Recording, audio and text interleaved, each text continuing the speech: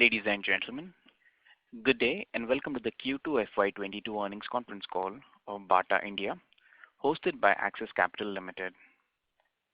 As a reminder, all participant lines will be in listen-only mode, and there will be an opportunity for you to ask questions after the presentation concludes. Should you need assistance during the conference call, please signal an operator by pressing star, then 0 on your touchtone phone. Please note that this conference is being recorded. I now hand the conference over to Mr. Anand Shah from Axis Capital. Thank you, and over to you, sir.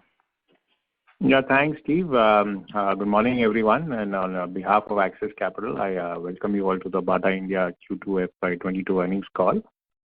It's a great pleasure to host this call, and we have with us the senior management of Bata India, represented by Mr. Gunjan Shah, Managing Director and CEO, Ms.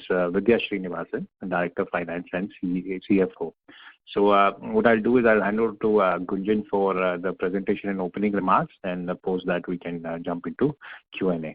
So thanks, and over to you to Gunjan for the presentation. Hi. Good morning, everyone.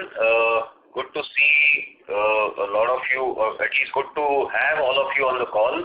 Hopefully we'll get to see you soon also. So I'll jump directly into the presentation. This has already been uploaded, so I'm assuming you have access. I will try and navigate through a title of the slide as well as number of the slide so that it can help us stay synchronized. So I am on slide number 3. The disclaimer is slide number 2. Right? I'm assuming you'll have read through the disclaimer. So what you will see in this presentation is basically some kind of an overview of what this organization Bata is all about, right? What is our key thrust levers and strategic initiatives going forward? What were the highlights in the quarter that went by against those thrust levers? And finally, we'll end with Vidya taking us through the financial summary. Moving forward to slide 5, which is the overview. Bata India's most loved and trusted footwear brand, 1,500 plus exclusive stores in almost close to 1,000 towns and expanding, and we'll talk about that. We operate across almost all segments of footwear, right? And as you can see, the entire pyramid, whether it's right from premium to mass, we've got multiple brands as well as obviously Bata brand itself that straddles many of these. And that's what keeps us basically reasonably risk-weighted as far as making sure that we've got an even balance of revenues all across. Moving further to slide 6, which is the business strategy, the strategic thrust levers on slide 7. What you see are 6 bubbles with obviously a couple of them right in the center. So since I am talking to you all for the first time, I'll try and speak a little more. And then subsequently, as you know, we interact over the quarters and the years, we will hopefully not have to spend so much time. So the first one right at the top is making sure that the portfolio of the company stays relevant to what the consumer's inherent, current as well as future demand is. Right? So we'll see what we have done on that front. But that's something that's evoluting. It's a pretty dynamic environment, has gone through some change. Both in the last couple of years as well as there are some strategic changes that are visible to us, and how are we moving in line with that. The second one is to ensure that the footprint expansion happens largely through both the MBO route, which is the distribution, as well as through the franchise store route in largely down pop strata and tier 3, tier 5 towns. Number 3 is to making sure that we bring back marketing investments. This is something that had taken a toll in the last 18 months, and rightly so. But we need to make sure that we bring that back, and a slightly more longer-term agenda, which is to making sure that brand Bata remains youthful and aspirational as we go forward. The fourth one is making sure that our digital footprint explodes. And that is in line with obviously what we all know, the consumer propensity towards digital. And this is while obviously primarily anchored towards commerce over digital, but also in terms of our communication mediums, etc. Number 5, making sure that we've got a supply chain end-to-end, which is agile and efficient. And as time goes by, we'll talk about various initiatives on this front. Making sure that we've got a cost structure and a business model that evolves and stays nimble in a very dynamic environment, which is very visible to us in these times. And obviously, this is all anchored around two large, value systems that we drive. One is that all of this is not possible without making sure that we put the right talent, processes, as well as technology platforms in place. And we need to make sure that whatever we do, we put sustainability in mind, not only as a business, but also as an ecosystem towards our stakeholders. So with that, I will try and move further into various highlights in the quarter gone by and the progress on various of these thrust levers. So slide number 9 is what I am on. You will see 4 blocks there. I think the one big piece we see from a portfolio point of view is casualization. I have spoken about this earlier also, and that is something that is not, while it has got accentuated in the last couple of years with the lockdown and the behavior thereof, but it has been something that is, as a trend, been creeping over the years. And we are making a very large conscious effort towards it. There are multiple initiatives that are running on that. One is basically something called Sneaker Studio. We have just piloted that in a few stores. We plan to expand the pilot in this quarter, and hopefully next year we'll see a large expansion of this.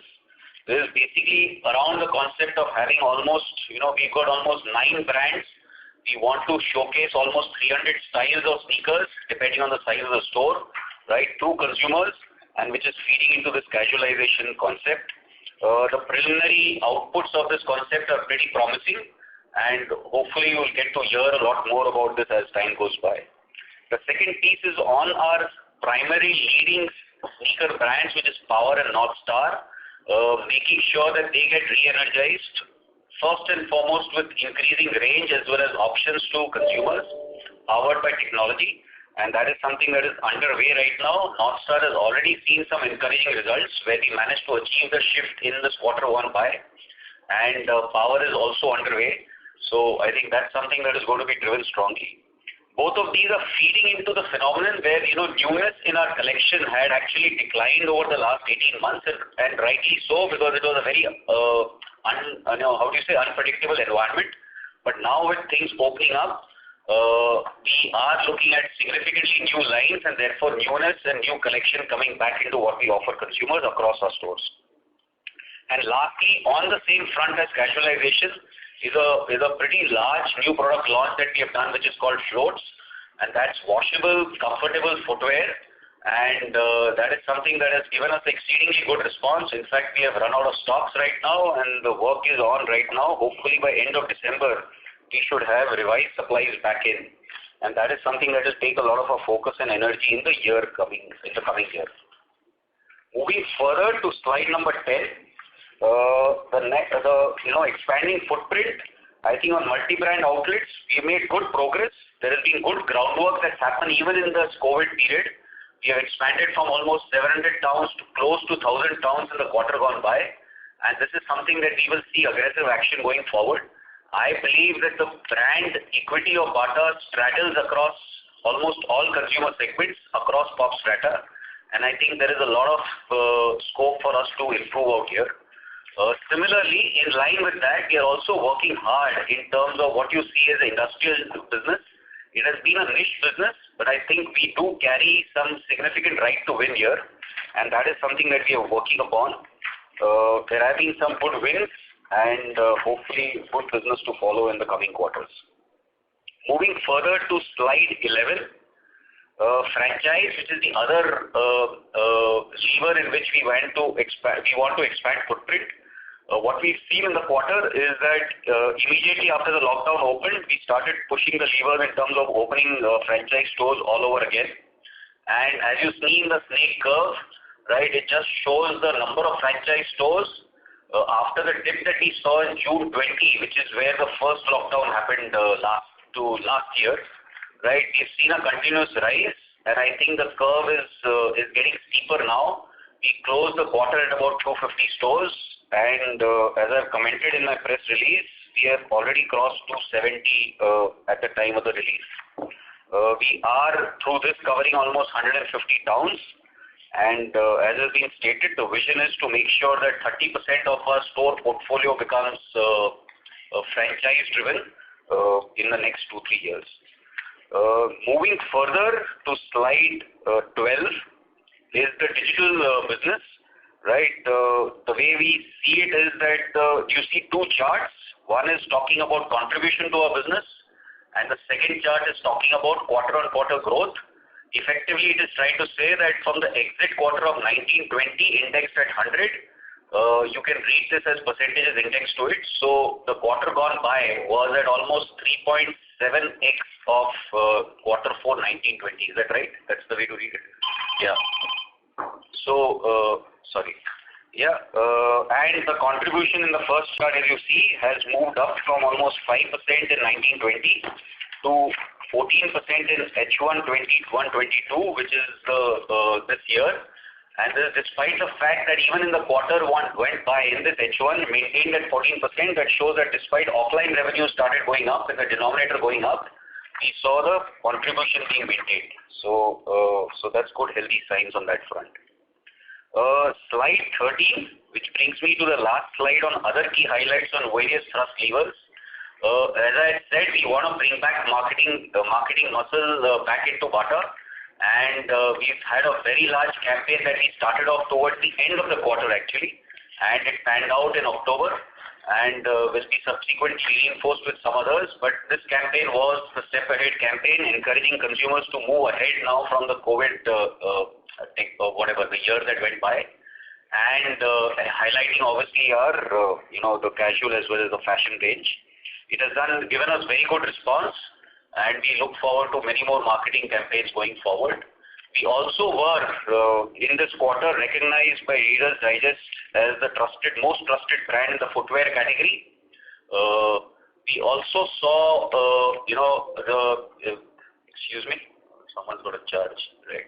Okay, we also saw that basically occupancy or rent savings, while they are showing some sluggishness now with the economy recovering and the markets opening up, but however the targets that we had set out for sales at the start of this year, we managed to deliver by the middle of last quarter itself. So we are looking forward to hopefully a better output by the time the year goes by, but the trend is tapering a little. On people, we managed to do two large initiatives. One was basically making sure that we assiduously tracked our population and their families for COVID. I think that's not only in terms of making sure we assist our employees and their families during this tough time, but also as soon as vaccination was opened up, we did 100% by July end. We are already sitting as on date actually close to 90% of the second dose done, and I think this is something that we are very proud of, and that is hopefully will stay us in good stead.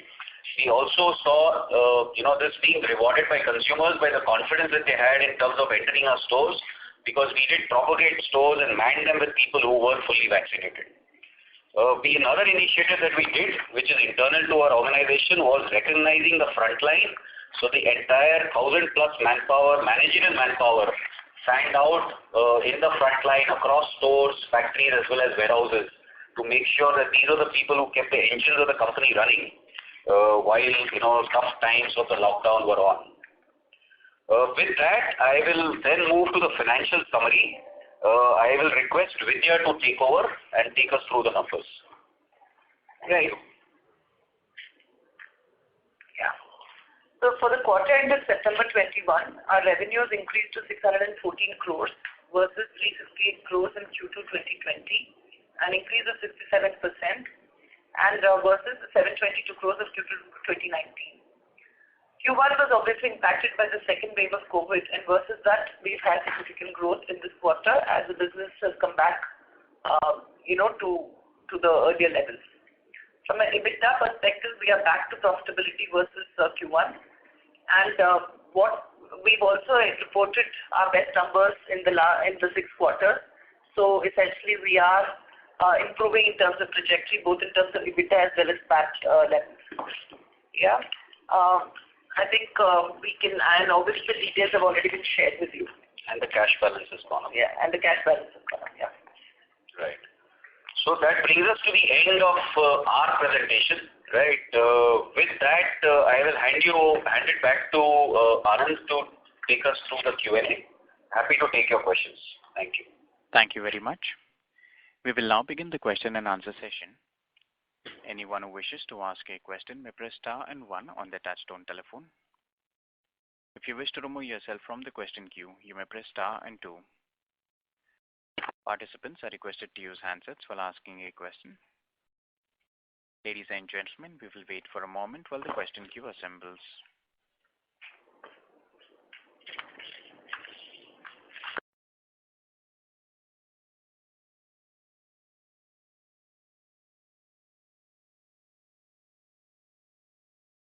The first question is from the line of Swagato Ghosh from Franklin Templeton. Please go ahead.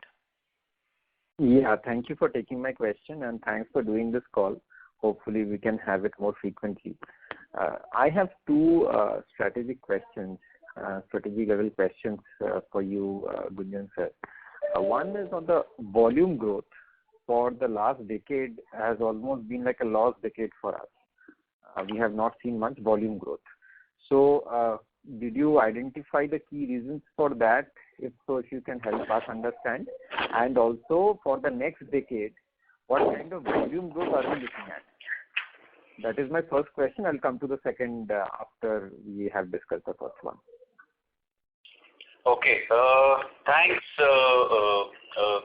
So one is, I want to assure you we will have obviously quarterly analyst calls, right? So that's on the implicit first question.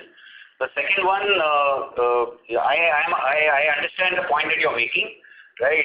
I believe it's to do also with a lot of volume growth that is happening on two fronts. One is that it's happening from upgradation, unorganized to organized in the industry, and that is something that we would like to participate in. The second piece is also actually akin or a link to that has been that obviously the hinterlands have done much better as an industry over a long period of time. And that's to do with obviously better per capita income, disposable income, etc. And both of these are linked in a way to the initiative that I talked about, which is the footprint expansion. And just to reinforce it, even in this recovery, etc., that we are seeing right now, in the quarter gone by, our volume recovery has been faster than our value recovery. Right. While it is not at a compromise to ASP on a apple to apple or a revenue to revenue stream perspective, but however volumes have grown faster, and that's largely because some of our footprint related initiatives have fired in much better. So we will be conscious of this point going forward. Thank you. Yeah, that's very helpful. Thank you, sir. And my second question is. You mentioned about casualization of our portfolio. Can you help us with numbers, as in what was casual as percentage of total volumes for, say, the COVID period, and what was it pre-COVID? And what do you expect that number to be? Where do you expect that number to settle, casual as percentage of total portfolio? And a related question is the selling capability in terms of the channel sales capability and also probably the designing capability, I believe is very different for casual versus formal. So how are we positioned to be a successful casual player? How we have been like a market leader in formals? Right. No, so there are multiple points that you're raising, but however, the way I would like to say it is that casual was contributing to roughly around, I would say in the mid-30s pre-COVID, right? That has already gone up, right, into the mid-40s for us, right? So casual has significantly gone up, right? While we see obviously bounce back happening in formals and fashion, where we, as you have rightly mentioned, we do carry a much better franchise and a much stronger franchise. But casual is something that is very important for us going forward. So you will see this ratio going up. There are several initiatives on this, right? Casual spans a far wider portfolio. So within that, as I said, sneakers is one large piece, right? It's also a very high, right? How do you say, realization piece. But there is also in casual, as I said, the clothes range. Right, that also plays a very large role. So, open footwear and stuff like that. So making sure that we've got the right play in this at the right pricing, is going to be critical. So a lot of capability, both in terms of back end as well as front end, is being built on this, and hopefully we'll share your progress on this as time goes by. Great. Thanks, Gunjan sir. I'll come back in the queue for more questions. Thank you.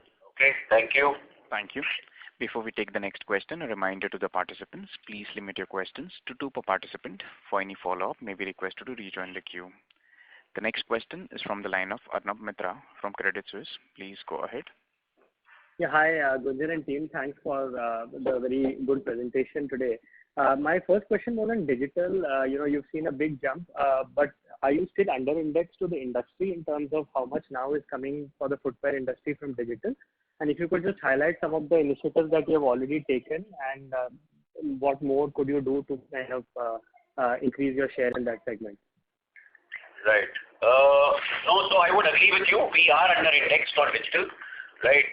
I think the leadership that we carry on offline, driven by the large franchise and the footprint that we have of 1,500 plus stores, I think while digital has made commendable progress, right, not only in terms of absolute growth, but also in terms of contribution, I believe I would say that we are still under indexed. Right. Syndicated numbers are not available, but whatever intelligence that we have, I think there is still some scope to grow in terms of making sure that we get the rightful share there. There are 2-3 large initiatives that are happening, right? One is to make sure that we are engaged in the right manner with various marketplace platforms, right? In terms of making sure our merchandise is right, special range that we need to create for large platforms, etc., has been created, and the kind of engagement that is required in terms of supply chain and fulfillment that I think there is scope for improvement on that front. So that's one large initiative. The second piece is to do with our own e-store, right, Bata.in. We have made some good progress. We have refreshed the entire CRM platform with refreshed technology, etc. That actually happened in the quarter went by, and that has shown us some very good response in terms of both declining bounce rates of consumers as well as much higher repeat rates of consumers coming back and therefore loyalty going up. So and now we have also got almost something like 5,000 plus styles in Bata.in, which were hitherto slightly more limited. So I think the best range of Bata is available on Bata.in at any point in time. So that's the second large thing, and there's some levers to go in terms of getting more footfalls into that e-store. The third piece that is, I think, something that we have pioneered and I think has done well and will carry a momentum going forward is what we call as omni-channel, and which is basically trying to allow for consumers to get home delivery from our stores. See, all said and done, is the largest of our stores, even the stores that are 10,000 square feet and plus, right, which are few. But the point is that even there is a limitation to how many styles can we show. And consumers do want options, and therefore there were consumers who were left disappointed either because a style was not available or a size for a style was not available. Now what we have managed to do is, based on QR codes, we have managed to offer to consumers literally an endless aisle. So the entire 7,000 or 5,000 plus styles that I talked about, which is becoming 7,000, right, is basically now available to consumers even in the offline world.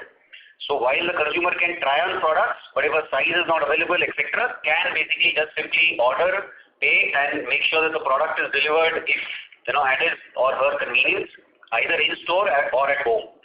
So all of these combined, I think these are the 3 large pivots, but they spawn off into many such initiatives, including many technology-related stuff, which is basically hopefully going to give us the rightful share that I talked about at the start.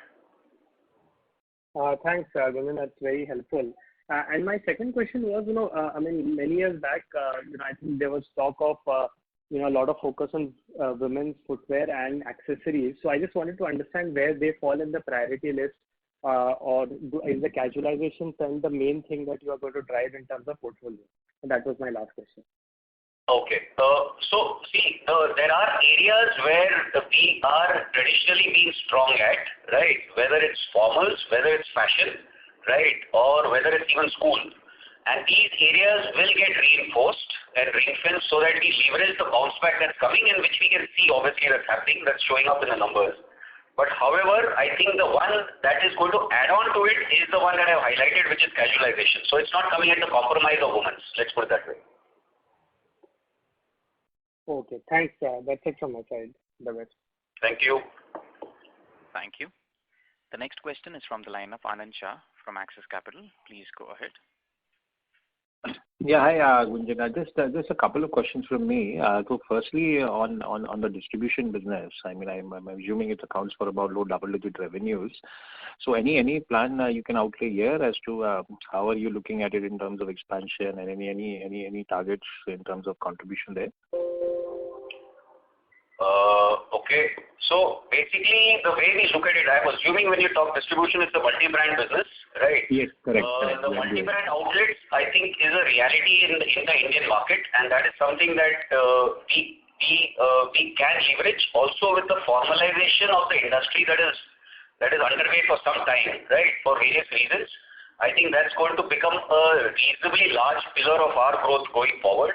I would say currently the contribution would lie within the young or the lower teens, and I would see that contribution going into the 20s sooner rather than later, and therefore also powering growth for us. Yeah. Got it. And second, on the expansion in general and as well on the franchise part, I mean, what kind of store expansion are we looking for, let's say, in the next 3-5 years? And also on the franchise, you already had 270. I do see that the aspiration near term is about 500. So any timelines on achieving this 500 number?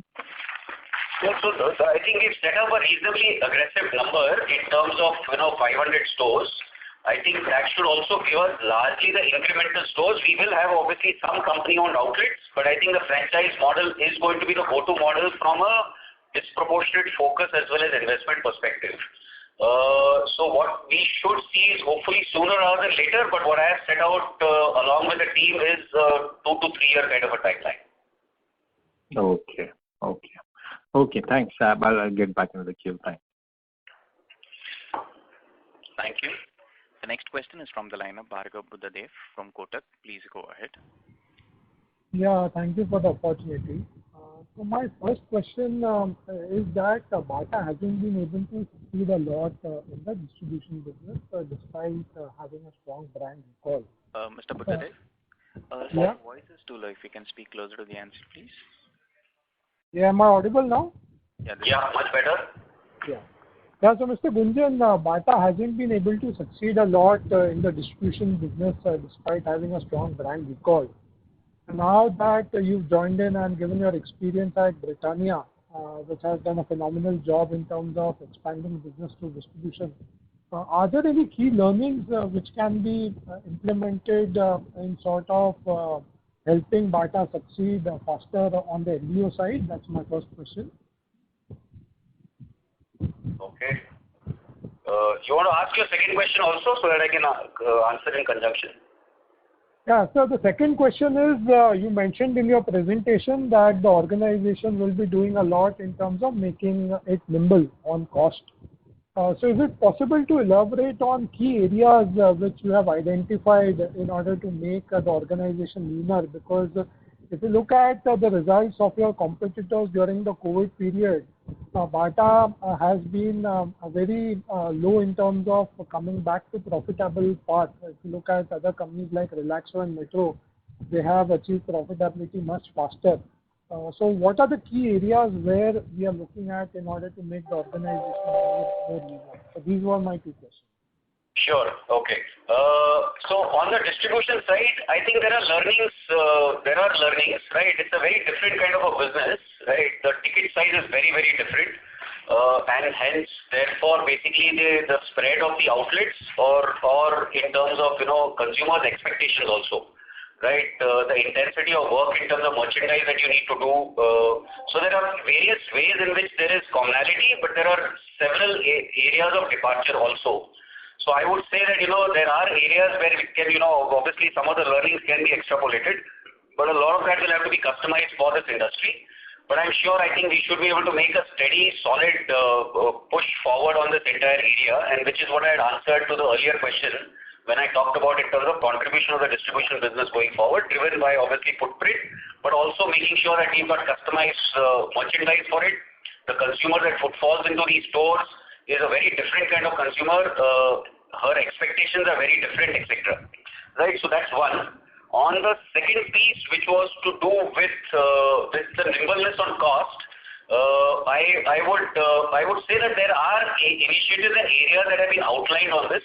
I think it will take some time for us to, show you progress as well as tangible, metrics on movement of it. But I think one big area that we managed to make some progress was on the rental agreements that we do, right? Where we have tried to make an effort towards making sure that they are linked to revenues and therefore they become variabilized in some form. I'm sure that we will not be able to see, conversion completely into variabilization. But that is one big area, and which was a big, millstone you can say around our neck if, the revenues tank. So that's one. But there are many others, right? And some of them are still work in progress, whether it be in terms of our front end as well as back end manpower productivity, etc. So there is work happening on that, and hopefully in the coming times I'll be able to share you areas a little more clearly going forward. Sure, look forward to interacting with you in the future. Thank you. Thank you. The next question is from the line of Nihal Jam from Edelweiss. Please go ahead. Yes, thank you so much. Good afternoon, Gunjan and Vidya. A couple of questions from my side. First, specifically on the quarter and say over the last half, that could you give a sense of the recovery in your different key segments, that say formal, school, and open footwear, and I'll come to my next question after that. So I would say that if, let's say, the overall recovery is at 85%, I would say formal and school for the quarter was, I think, indexed at roughly around 60 to 65%, right? Or maybe even lower actually for schools. But towards the end, I think we started seeing, it was a month-on-month kind of a trend, right? But for the overall quarter, it would be at the ballpark that I talked about. So 85 overall, formal and school in the range of about 60%, plus or minus 5%. School being relatively lower because the schools opened only towards the end of September and October, then onwards. Sure, and the open footwear and casual would obviously be much higher than what they were pre-COVID. Absolutely. Which is why I had responded earlier that the contribution has gone up already. This is helpful. The second question is that, as you mentioned, that one of the key drivers for your growth in the future is going to be the franchise-based store. Now, two related questions. One is if you could give a sense of, what could be the ballpark store economics for these franchisees. And secondly, as per your understanding, say in these tier 3 to 5 towns, what could be the average number of stores that you see in each of the, on an average in a city? Okay. So basically, so you're talking of store economics from the franchise partner perspective, or you're talking from a company perspective? No, from a partner perspective. From a partner perspective, basically we make sure that we are benchmark to the ROI expectation that are there, because, there are obviously many other competing brands for franchisees, right? And in fact, there are a few of them who have done a much better job than us. So I would say that we are in the ballpark of the ROI benchmark that they carry, and we would like to stay within that, not too high but not too low, right? And that's okay by us because we are, it works fine for us. It's a far more asset light as well as it works in line with the, variability of, nimbleness on cost structures, etc., business model perspective. What was the second part of that question? Sorry. Number of towns and number of stores per town, right? Yes. See, it depends on various towns actually. It is depending on the size of the town. I would say that anything that is below, and we are still, fine-tuning the entire model of what is the kind of, ability to assimilate Bata franchise, etc. In some towns where we are the first mover advantage, and there are many such towns as we expand going forward. Right, my sense is that eventually we might be able to even have 2 or 3 such stores in that town. But in some other towns where we might not have had the first mover, we might be making an entry and therefore might be initially limited to 1. But ballpark, I would say towns that are more than 2 lakh population or 1.5 to 2 lakh population, I guess end state we can have at least 2 or 3 stores. The ones below that we would have, 1 store per town. That's very helpful. Just one last thing. When you mention a ballpark ROI, I would assume that's in the industry between, say, at best 15 to 20% for a franchise level. Would that be a fair assumption? Yeah, ballpark, yes. Sure. Thank you so much, Gunjan. Look forward to further. Thank you. The next question is from the line of Jignesh Kamani from GMO and Company. Please go ahead. Hi. Just want to understand on the current state of supply chain and the plan to improve this. Just giving a context, so 5-6 years ago we tried to implement SAP, but because of the technical issue and testing issue, we tried to undo it and work with the old system. And if you compare with the global also, India is the most complex market in terms of the number of store and the SKU compared to other markets. So learning of the parent in the supply chain globally is also need to be improved. We can't take benefit out of that in Indian market. So in that context, how is our current position and the future plan in supply chain? You'll have to repeat the question. I heard something about SAP 4-5 years back, and you talked about complexity. But what is the question exactly? So I'm saying Bata has, you can say, running on the legacy supply chain system globally, both in India and you can say overseas market of the global. We tried to improve our supply chain system 6-7 years ago when we tried to migrate to SAP system, but there was a teething issue on the SAP, and hence we lost the revenue for few quarter, and then we decided to undo and go back to the earlier system of the supply chain part. So how is the current status of supply chain on currently, and how nimble or agile compared to computers? And if you want to expand our store aggressively, the supply chain system will help that, or it might become an entry barrier issue on that. So I'll request Vidya to answer here. Right. So I think there are two parts to your question. One is on technology, and the second piece is on the scalability. As far as technology is concerned, we are addressing that, and we are in the, we are implementing. We've implemented WMS in the past, which has been implemented seamlessly across all the warehouses of the company, and we are also in the process of other technology interventions in the warehouses. So that is something that is in place and that is continuing on an ongoing basis. The other piece is on, the scalability of supply chain. I think in a retail organization, we've had a fairly robust supply chain infrastructure in place, but of course, in the last couple of years, there's been significant volatility with COVID. And obviously, post-lockdown, we've had to kind of ramp up our infrastructure to meet the increase in sales. So that is something that we'll continuously revisit. So as our sales, projections change and as our, manufacturing requirements change, we are continuously looking to scale up our supply chain infrastructure. So I do not anticipate any issues from that perspective. My second question on the aggression of the retail sales staff at the store level. How much percent of their revenue compensation is fixed in nature and variable nature, both for the store manager and the sales staff? And are we seeing the scope to improve the aggression and the tweaking their remuneration structures to drive the more revenue? I would say yes, there is scope, but might not be only linked to remuneration. But right now, variable is about 25% of their compensation for frontline. Understood. Thank you. Thank you. The next question is from the line of Latika Chopra from JP Morgan. Please go ahead. Yeah, hi. Thanks, Gunjan, for a good presentation. My first question was on, portfolio segmentation. If you could give some color here in terms of, price points and target audience, male, female, kids. How's the revenue salience and growth trends for these subsegments? And where do you see disproportionately, more opportunity for growth going ahead? Hi, Latika. You have asked a very broad question, right? And I'm just trying to figure out what is the efficient way of answering this, right?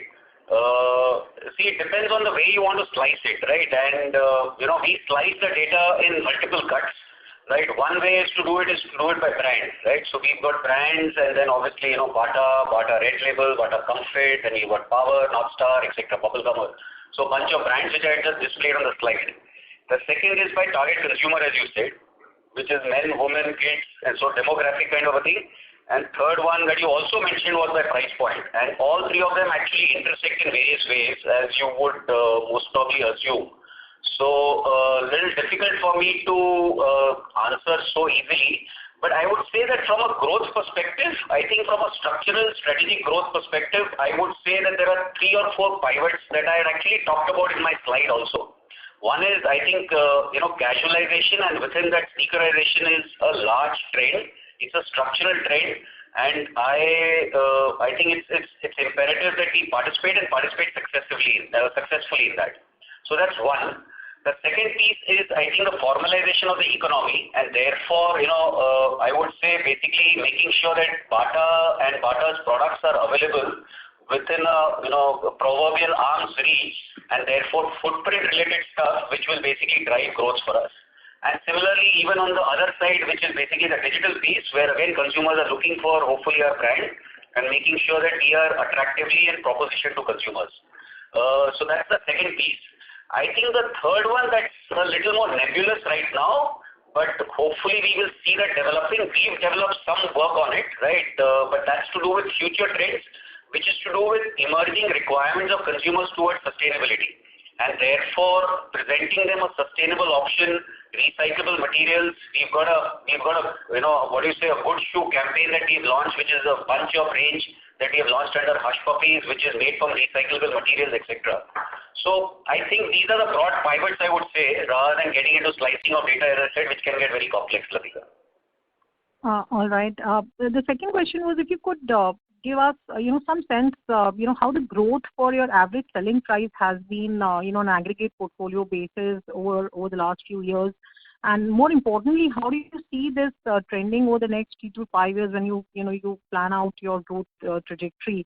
How should one think about, volume contribution and ASP contribution in this growth? I would say that we would see a balanced movement, right? As I had mentioned in a question earlier, we are wanting to look at volumes backing up our growth. So it cannot be only price realization led. However, I think the pricing piece is a little more dynamic, and it depends on obviously material prices and cost related thereof, right? And which is something that we need to look at on a quarter to quarter basis. So I think broadly volume should back, make sure that it's the foundation of our growth, right? The second piece is make sure that, we are looking at margins at all points in time, whichever price point that we look at. And the third one is basically that premiumization story within each revenue line or a customer segment keeps continuing as a strategy for us. So those would be the guiding lights for us. All right. Thanks, Gunjan, for this. Thank you. Thank you. The next question is from the line of Amnish Agarwal from PL India. Please go ahead.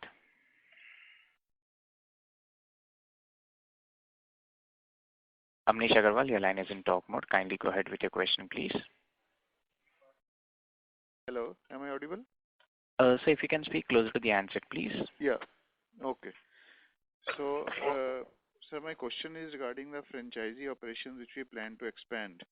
So what kind of investment will be required from Bata for expanding the franchisee operations? So I'll not get into detailed financials.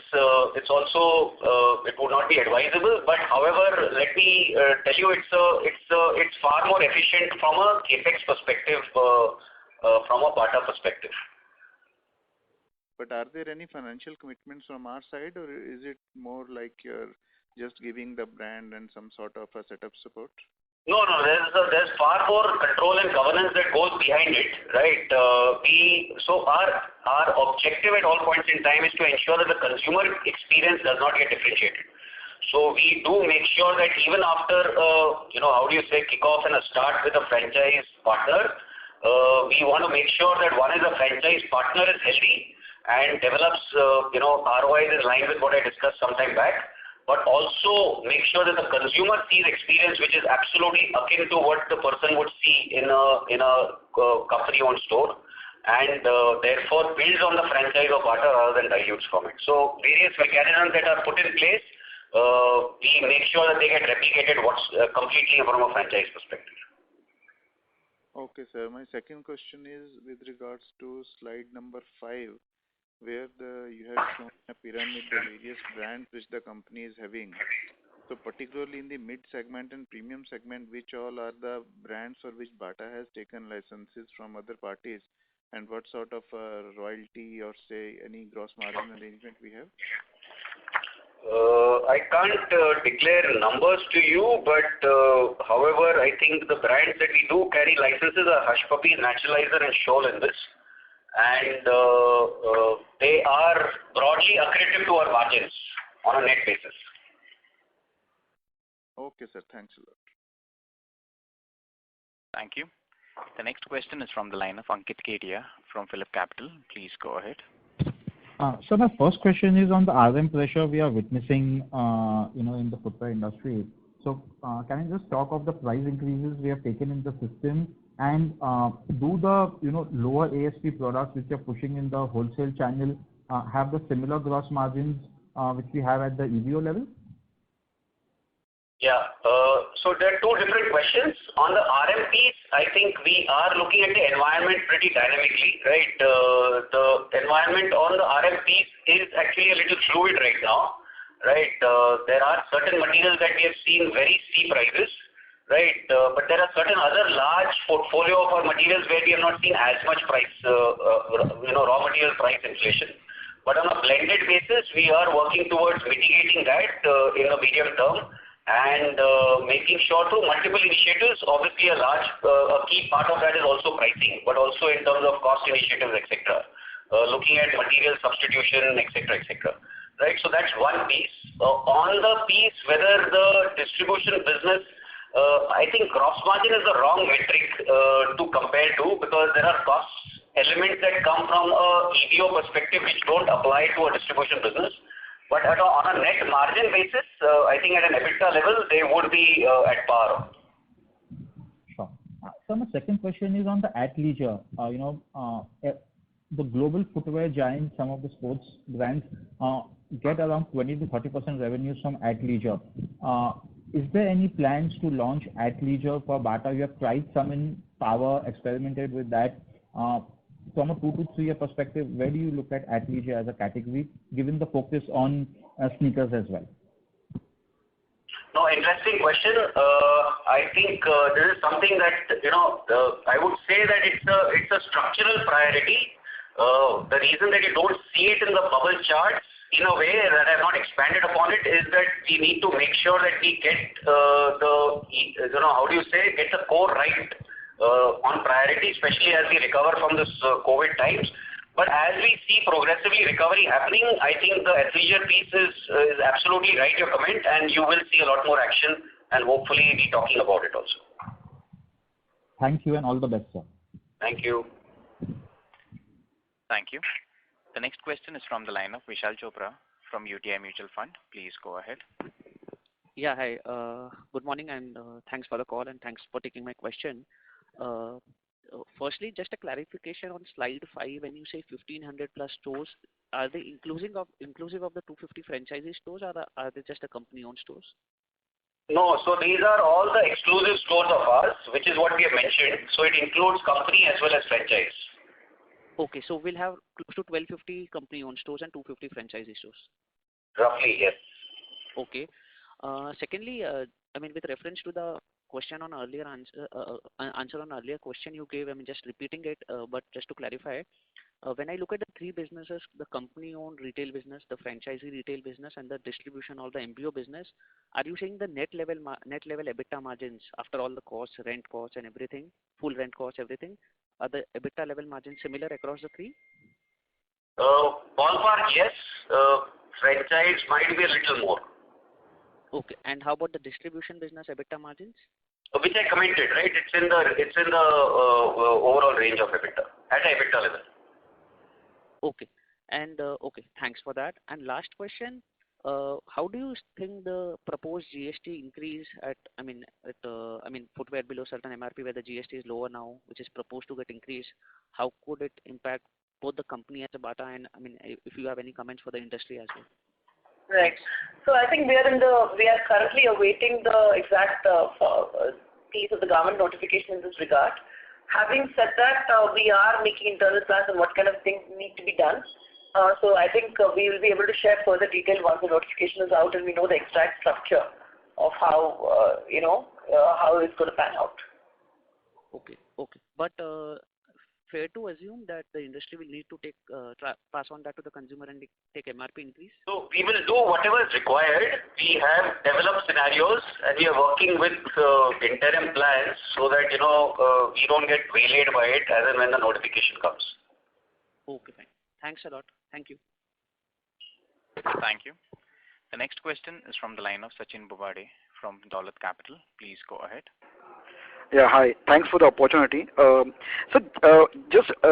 request you to spend some time on the step ahead campaign. So last time when we launched this red campaign, that time the results were very good, very impressive, and that time we also got associated with Kriti Sanon. So this time, any new associations we are planning to do? Any price points where you think you can launch the products, and something how aggressive you think that we can do this campaign?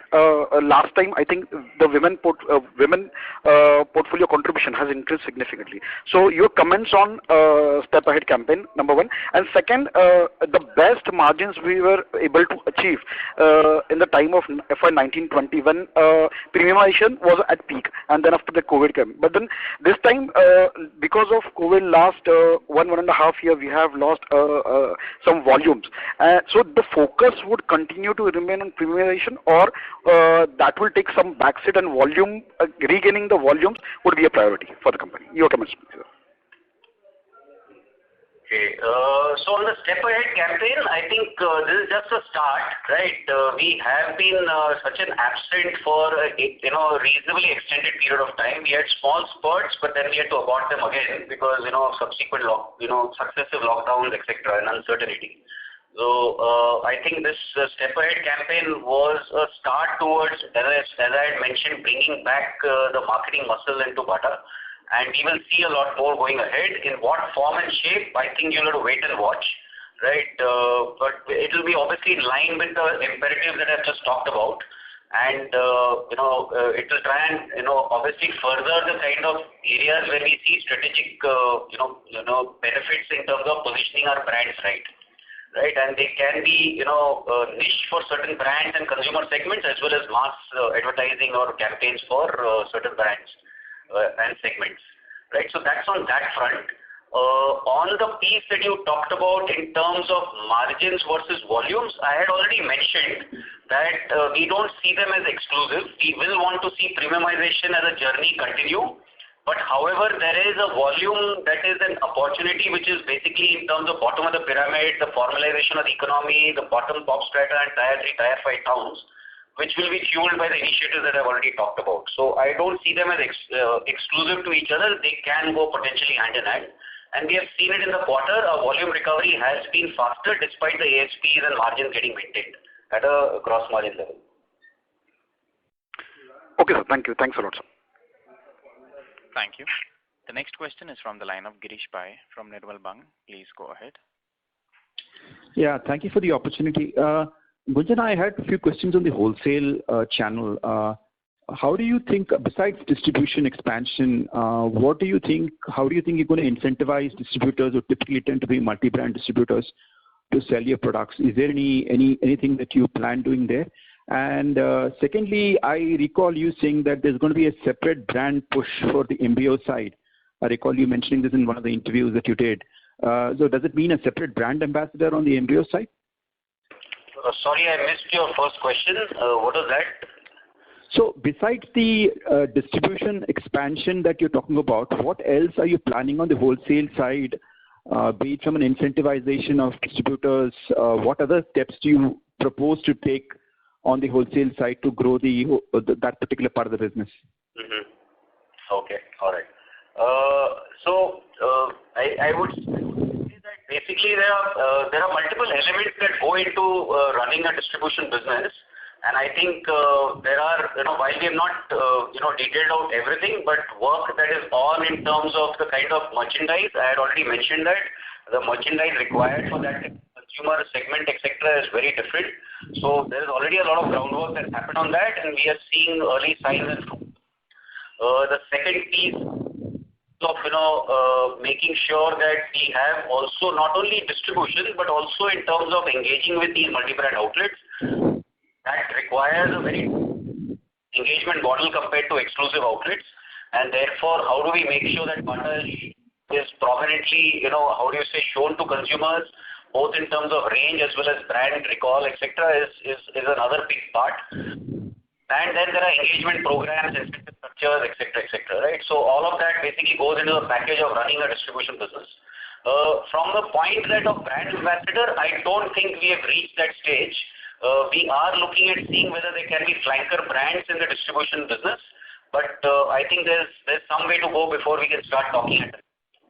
So we will leverage the overall brand equity that will anyways get reinforced with various other marketing initiatives of ours. Okay, if I can squeeze one last question in, what is the universe of multi-brand outlet touch points that you see in the country today, and where do you think we are right now? I think the data is a little hazy. It's not easily available, but my sense is that it's at about 100,000 outlets, right? I mean, anywhere between 80,000 to 100,000 outlets, depending on the source. And I would say that we are somewhere in the range of about 30% or 35% of that. So that's the scope. Okay, thank you very much. Thank you. The next question is from the line of Richard D'Souza from SBI Mutual Fund. Please go ahead.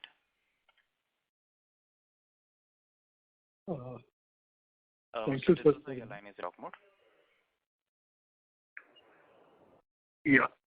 Thank you, sir, for giving me the opportunity. I just had one question. So we look at the DNA of Bata over the past few years or past decades. It is something different from what you're talking about today. So just wanted to understand that how you are planning to go about this transition. You will need to elaborate on what you perceive as the DNA over the last decade. Well, if you speak to consumers, if you speak to company people, or if you speak to even your competitors or other suppliers and all that, they say that Bata is basically a bureaucratic organization. It's like working with a government company. And what you're talking now is that you want to make it responsive, nimble, and respond to the market forces. So just wanted to understand, sir, while what is going to be attempted is very commendable, but how do you plan to go about it? See, the way to answer something like this is that, I would love to talk to you as, the quarter and the years go by in terms of how you hear about it. But it's a longer term journey, I would say, right? So I'll just give you one element of that. I think if you look at over, let's say, 10 years, etc., in fact, one of your counterparts did show it to me at some point in time, right? The marketing investments prior to COVID being a disruptive period, but I'm saying even the 2-3 years prior to that had seen a significant jump shift even in the P&L reporting, right? And that's visible to all of you all. And that automatically translated into a certain set of outcome metrics, right? While you can see the premiumization, ASP, etc., related stuff and also margins. But what we also saw, right, was that the consumers who were footfalling into our stores was becoming younger, even at that time. So let's say, a survey that we had, we do continuously with our consumers, let's say in 2019. So that had started showing a trend towards consumers becoming younger, right? So I think it's a continuous journey, and I wouldn't say it's a sudden start. So hopefully we'll love to hear your feedback and look forward to it being positive. Okay. Thanks for that. And just another question from me. You had spoken a little bit on the athleisure part. So how big is a focus area for you, that particular angle? No, so I will put it this way: non-footwear, right, is about high single digits, about 8-9% of our turnover, right? As I said, right now the primary focus is to make sure that our core gets right. But eventually we do see a lot of potential in that area. There's work already happening. So I would say, I think we wait and watch, and you will see hopefully our actions on that front. But strategically, I do see a lot of potential going forward in that area. Okay. Thank you, Gunjan sir, and wish you all the best. Thank you. Thank you. Ladies and gentlemen, due to time constraint, we take one last question from the line of Ashit Desai from Emkay Global Financial Services. Please go ahead. Yeah, hi. Thanks for the opportunity. Could you share what is the percentage of stores and revenue for us coming from top 10 towns and the other smaller markets? And secondly, going forward, could you also share the exact number of stores and the towns that we are present in, like many other retail companies do? Okay.